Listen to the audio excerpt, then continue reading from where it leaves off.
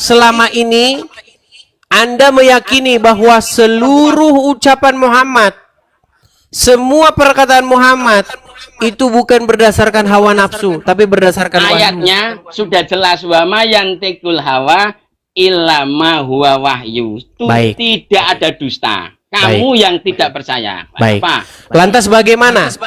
Ketika Muhammad pergi ke Madinah, dia mendapati para petani kurma sedang melakukan penyerbukan, penggabungan benang sari dan putik.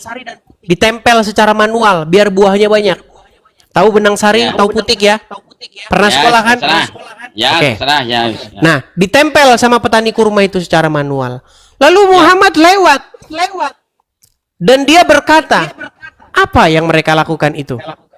Dijawab, mereka sedang menggabungkan benang sari dan putik supaya buahnya banyak.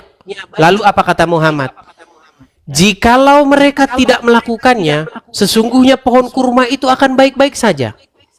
Lalu karena Nabi yang berbicara, karena perkataan Nabi adalah wahyu, karena ucapan Muhammad adalah kebenaran, petani kurma mengikuti perkataan Muhammad. Tetapi yang terjadi adalah yang diikuti bagaimana? Petani itu mengikuti apa? Mengikuti apa? Mereka mengikuti Muhammad, mereka meninggalkan praktek itu. Mereka biarkan itu begitu saja sesuai dengan saran Muhammad. Tetapi ketika mereka mengikuti perkataan Muhammad, petani mengalami gagal panen. Mana? Dalilnya coba tunjukkan. Dalilnya mana lagi katanya? Jangan ngeles.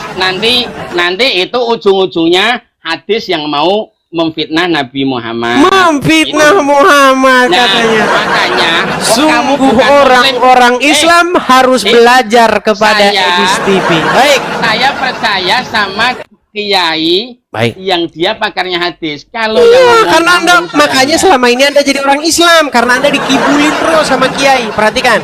Iya. Dengar. Perhatikan. Ini websitenya islami.co. Ya, perhatikan. Kisah namanya saja, judulnya aja udah bener nih. Judulnya sudah menunjukkan Muhammad ini tukang ngibul. Perhatikan. Kisah Nabi Muhammad yang pernah salah kepada petani kurma. Saya bacakan hadisnya. Nabi Muhammad merupakan sosok yang paling sempurna di muka bumi. Segala perbuatan, ketetapan dan perkataannya telah menjadi teladan dan seterusnya. Akan tetapi sebagai seorang manusia semasa hidup Nabi Muhammad pernah berbuat salah yang berdampak pada masyarakat di sekitarnya. Nah ini Muhammad ngeprank para petani kurma. Dengar. Lihat dari Anas bahwa Nabi pernah melewati suatu kaum yang sedang mengawinkan pohon kurma. Lalu beliau bersabda, sekiranya mereka tidak melakukannya, kurma itu akan tetap baik. Tetapi setelah itu ternyata kurma tersebut tumbuh dalam keadaan rusak. Hingga suatu saat Nabi melewati mereka lagi dan melihat hal itu, beliau bertanya, ada apa dengan pohon kurma kalian? Mereka menjawab, bukankah Anda telah mengatakan hal ini dan hal itu? Beliau bersabda, kalian lebih mengetahui urusan dunia kalian. Nah itu udah gagal panen baru Muhammad ngomong, kalian lebih tahu urusan dunia kalian. Terus kenapa dia kemarin ngomong bahwa praktek mengawinkan pohon kurma itu adalah perbuatan yang sia-sia? Mana berat saudara-saudara yang mengatakan itu hadis sahih? Mana yang mengatakan itu kalau hadis itu hadis sahih? Oke, hadis apa itu tadi? Sahih nggak hadis itu? Yang nggak tahu coba baca. Nggak tau kalau ya saya. Yang nggak tahu tanya saya. berat. Kamu Santri, kamu makanya saya bilang gini, tenang santri, tenang. Saya bilang gini. Kamu Nis, kamu tentang masalah amin saja nggak bisa nerangin. Mau lari kemana-mana? Kamu pengen tahu dalilnya. Begini, kenapa? santri kapok, dengar. Apa? Yang saya ingin utarakan kepadamu tuh begini. Muhammad berkata, tidaklah keluar dari mulutnya berdasarkan hawa nafsu, tapi berdasarkan Iya. wahyu. Bahkan Memang Muhammad, itu mutlak. dengar dulu, saya lagi ngomong, kamu dengar. Bahkan dalam sebuah hadis, Muhammad pernah berkata, sambil menunjuk ke mulutnya dia berkata, demi zat yang jiwaku berada dalam genggaman tangannya, tidak keluar darinya, dari sini, kecuali kebenaran.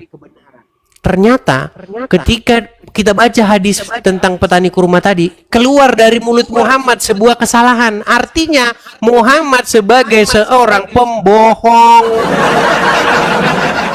Kamu kok berani mengatakan Kenapa Muhammad kamu ini masih nekat pembohong? ngikutin Muhammad? Kenapa kamu juga masih nekat mengikuti Yesus yang Lari itu dia. sekarang keberadaannya nggak ada? Lari dia, teman-teman, Oh, bahasanya. lari. Oh. Alah. Jadi santri, saya Yes. sarankan kepada kamu begini. Ya. Kamu Bergantilah. sarankan saja Jangan. dulu, nanti aku sarankan. Kalau- Ya, gantian. Sekarang gini, gantilah dari menjadi pengikut Muhammad menjadi pengikut Yesus. Dari menuhankan Muhammad ganti jadi menuhankan Yesus. Itu pesan saya kepada kamu. Sudah banyak penonton-penonton muslim, banyak komentar mereka. Sekalipun saya Islam, saya Kamu kok jujur harus Alah. mengakui bahwa Edis TV benar. Dia mengatakan yang benar. Ya, yang bilang ini mana rekamannya? Kamu katanya. Banyak di kolom-kolom komentar. Makanya kalau saya upload Iya. video, Kamu kamu kok lihat katanya mereka. Tenang, 1000 tenang, orang tenang, Muslim. tenang. Netizen Sudah tenang. kamu jelajahi. Netizen Muslim yang masih netral, netizen Muslim yang dia berpikiran luas, tidak mau membela A, membela B. Mereka mengiyakan perkataan saya. Sekalipun saya benci Edis TV, tapi yang diomongin bener dan gak ada ustadz yang bisa bantah dia. Lah ya, omongan